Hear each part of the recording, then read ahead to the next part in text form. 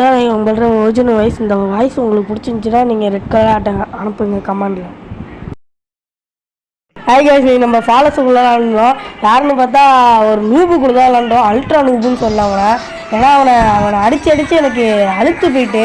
ஏன்னா அப்படி பாட்டுமே விளாண்டான். பாட்டை சொல்ல முடியல, அழுத்து இதுவும் சொல்ல முடியல. என்ன சொல்கிறேன்னே தெரியல. அவனை அல்ட்ரா நூபு இவனா கேம் விளாட்றதுக்கே தகுதி இல்லை. இவனா எதுக்கு கேமு எதுக்குடா ஏற்றுனீங்க நீங்கள் அப்படின்னு சொல்லணும் எனக்கு தோணுது.